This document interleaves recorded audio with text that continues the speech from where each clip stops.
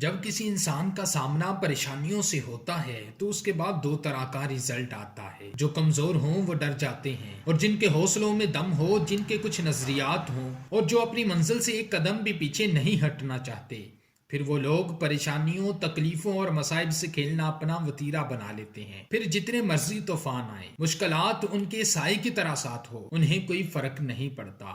وہ گھبراتے نہیں، پریشان نہیں ہوتے، وہ لوگ ڈرتے نہیں، کیونکہ ان کا اللہ پر یقین ہوتا ہے۔ وہ دنیا کے جھوٹے خداؤں سے نہیں ڈرتے، اس دنیا کے فرعونوں کی آنکھوں میں آنکھیں ڈالتے ہیں، وقت کے یزید کے سامنے حسینی للکار مارتے ہیں، کیونکہ انہیں پتا ہوتا ہے کہ وہ حق پر ہیں، اور اس بات کا یقین کامل ہوتا ہے کہ سچ کی ہمیشہ جیت ہوتی ہے۔ آج یہ بات اپنے دل کی تختی پر لکھ لیں، اگر کامیاب ہونا ہے، دنیا میں اپنا نام بنانا ہے، تو پھر محنت کا سہارا لینا پڑے گا۔ سستی اور کاہلی چھوڑ کر دوسروں سے امید لگانی چھوڑنی پڑے گی، اکیلا نکلنا پڑے گا، لوگوں کی باتیں برداشت کرنا پڑیں گی۔ لوگ اگر تم پر ہنسے تو گھبرانا نہیں، اور ان کو وضاحتیں دینے میں اپنا وقت ضائع نہیں کرنا، بلکہ اپنی منزل کے لیے محنت کرنا۔